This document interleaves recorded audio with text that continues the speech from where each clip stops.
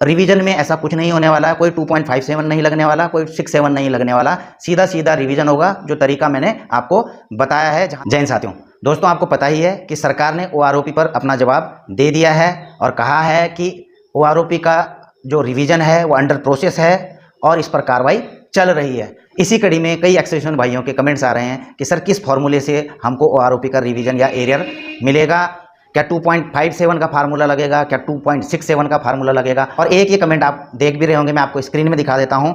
मनोहर सामंत जी पूछ रहे हैं, भाई साहब कोई फौजी यूट्यूबर या फौजी अफसर बताए कि पेंशन टेबल OROP 2 किस आधार पर और कैसे तैयार हो रही है। IESM यानी कि इंडियन एक्सेशन मूवमेंट को तो पता नहीं। अब देखिए साथियों, IESM या किसी के भी बारे में यह नहीं बोलूंगा कि उनको पता है या नहीं, लेकिन जो इन्होंने ऊपर सवाल पूछा है उसके बारे में जरूर मैं आपको जवाब देने वाला हूं। ये देखिए, मैं प्रेस रिलीज दिखा रहा हूँ मिनिस्ट्री ऑफ डिफेंस की 1 रैंक 1 पेंशन स्कीम के ऊपर 29 जुलाई को पोस्ट की गई हो, आप तक पहुंची भी होगी। लेकिन इस वीडियो में इसका विश्लेषण करने की कोशिश करेंगे और मैं बताने की कोशिश करूंगा आपको कि आपका रिवीजन किस फॉर्मूले से होने जा रहा है।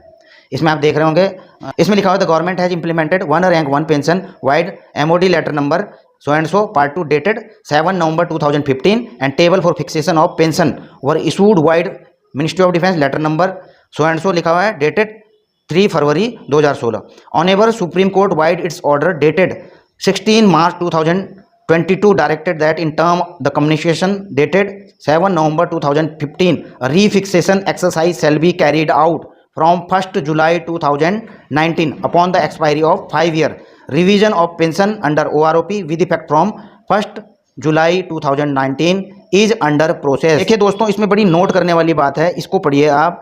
इसमें ऑनरेबल सुप्रीम कोर्ट ने डायरेक्ट किया है कि जो 7 नवंबर 2015 का गवर्नमेंट की अधिसूचना है, refixation exercise shall be carried out from 1 July 2019, यानी कि जो रीफिक्सेशन की कार्रवाई होगी 1 जुलाई 2019 से इसी के अकॉर्डिंग होगी। अब मैं आपको मिनिस्ट्री ऑफ डिफेंस का 7 नवंबर 2015 का ये वाला लेटर दिखाता हूं और उससे समझने की कोशिश करेंगे कि डिफेंस पेंशनर का OROP का रिवीजन किस फॉर्मूले से हो रहा है। ये वो लेटर है, आप देख रहे होंगे, ऊपर नंबर भी वही है, part 2 government of India ministry of defence department of ex-serviceman welfare new Delhi 7 November 2015। दोस्तों पहला और दूसरा पैराग्राफ मैं नहीं पढ़ रहा हूँ, सीधा जो है इसके सैलिएंट फीचर पर ले जा रहा हूँ तीसरे नंबर पैराग्राफ पर। तीसरे पैराग्राफ का पहले में आप देख रहे होंगे, to begin with pension of past pensioner would be refixed on the basis of pension of retirees of calendar year 2013 and the benefit will be effective with effect from 1 जुलाई 2014। अब देखिए दोस्तों, इसमें जो है जो 1 जुलाई 2014 को रिवाइज हुआ था OROP का, उसमें जो है 2013 कैलेंडर ईयर 2013 को बेस ईयर माना गया था। यानी कि अब जो 1 जुलाई 2019 से रिवीजन होना है, इसमें अगर इसी फार्मूले को इम्प्लीमेंट करते हैं तो 2018 कैलेंडर ईयर को बेस ईयर माना जाएगा।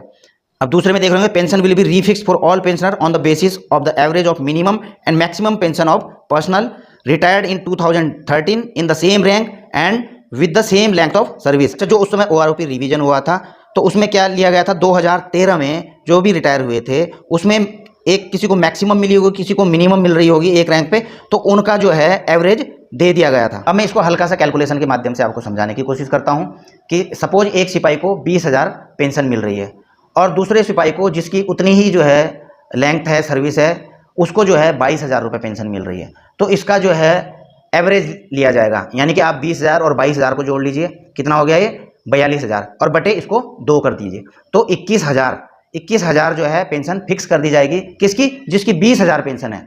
लेकिन 22,000 वाले, आप सोच रहे होंगे कि 22,000 वाले का भी 21,000 हो जाएगा। नहीं दोस्तों, उसकी पेंशन प्रोटेक्टेड है।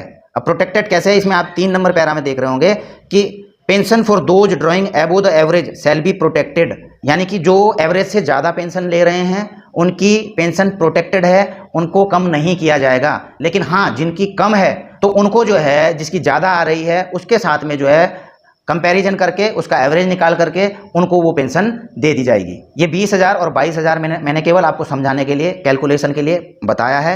हालांकि जो आपकी एक्चुअल आ रही होगी उसी के अकॉर्डिंग जो है एवरेज दिया जाएगा। अब चौथे में लिखा हुआ है कि arrear will be paid in 4 equal half yearly instalment. तो साथियों उस समय एरियर काफ़ी ज़्यादा पे होना था, इसलिए जो है गवर्नमेंट ने 4 इक्वल हाफ ईयरली इंस्टॉलमेंट में दिया था इसको। लेकिन अभी मुझे नहीं लगता कि अलग अलग इंस्टॉलमेंट में देंगे, शायद एक साथ ही डाल दें। तो in future the pension would be refixed every 5 year. इसके बाद जो है अब 2024 में इसे रिवाइज किया जाना है।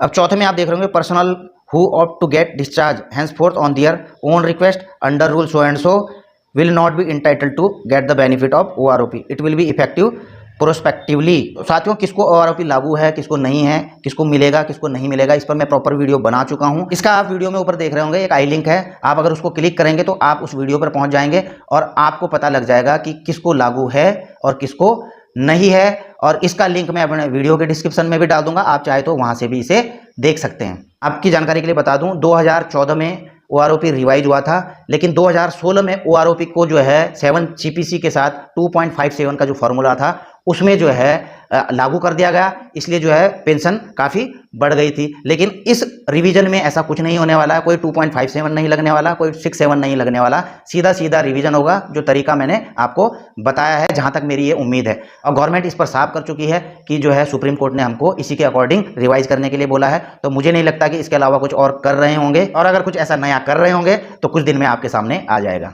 तो दोस्तों, वीडियो अगर आपको अच्छी लगी हो तो इसे लाइक शेयर कर सकते हैं। चैनल में अगर नए हैं तो चैनल को सब्सक्राइब करके बेल आइकन का घंटा दबा सकते हैं, ताकि मेरी आने वाली वीडियो का नोटिफिकेशन आप लोगों को मिल सके।